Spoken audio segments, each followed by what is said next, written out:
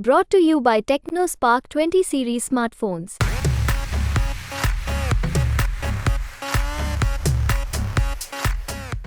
क्या आने वाले दिनों में आम आदमी पार्टी खत्म हो जाएगी?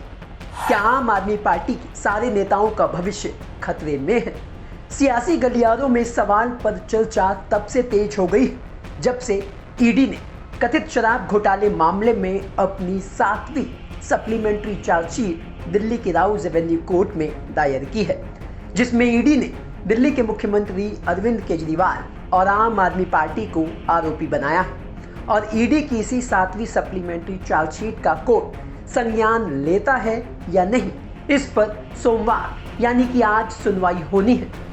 लेकिन सवाल यह है कि अगर कोर्ट आज ईडी द्वारा दाखिल 7वीं सप्लीमेंट्री चार्जशीट का संज्ञान लेता है, यानी कि मुकदमा चलाने की इजाज़त देता है, तो क्या आम आदमी पार्टी खत्म हो जाएगी? ऐसे सवाल क्यों उठ रहे हैं? चलिए विस्तार से आपको इसके पीछे की पूरी कहानी हम समझाते हैं। दरअसल ईडी ने अपनी 7वीं सप्लीमेंट्री चार्जशीट में मनीष सिसोदिया और के कविता के साथ अरविंद केजरीवाल को भी मास्टरमाइंड बताया है, साथ ही आम आदमी पार्टी को भी आरोपी बनाया है।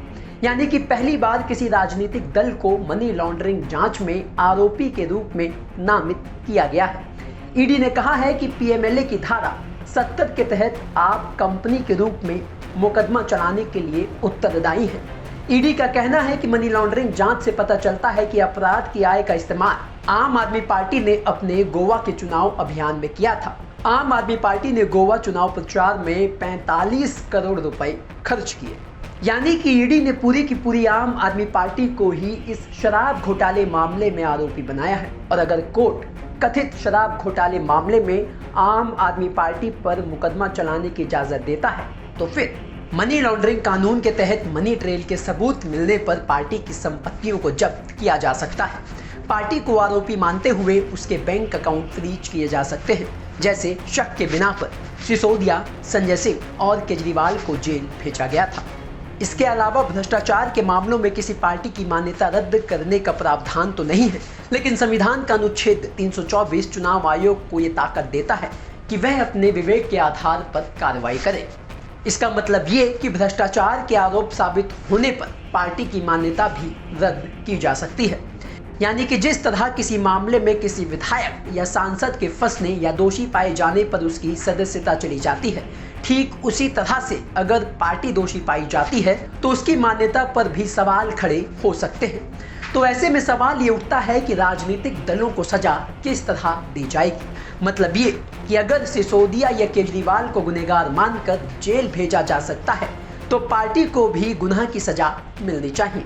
पर बात यह है कि पार्टी के गुनाहों की सजा उन लोगों को क्यों मिले जो ईमानदारी से पार्टी में काम कर रहे हैं। अगर पार्टी को सीज किया जाता है या पार्टी को बैन किया जाता है, तो उसका नुकसान तो उन ईमानदार लोगों को भी भुगतना पड़ेगा जो तन मन धन से पार्टी के लिए लगे हुए हैं। क्योंकि आम आदमी पार्टी के आरोपी बन जाने के बाद सिर्फ केजरीवाल, सिसोदिया और संजय सिंह ही नहीं, बल्कि ऐसे वो सारे नेता जो किसी न किसी रूप में पार्टी से जुड़े फैसलों से संबंधित हैं, वो सारे नेता जांच के दायरे में आ सकते हैं।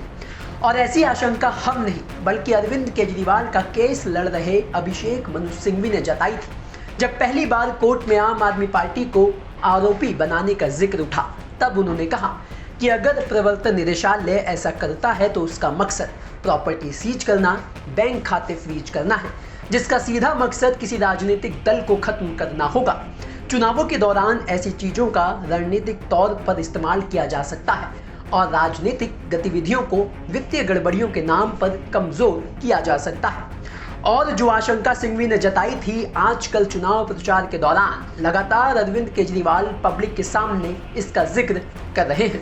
वो लगातार ये बात कह रहे हैं कि प्रधानमंत्री मोदी की साजिश उनकी पार्टी को खत्म करना है, पूरी तरह से कुचलना है।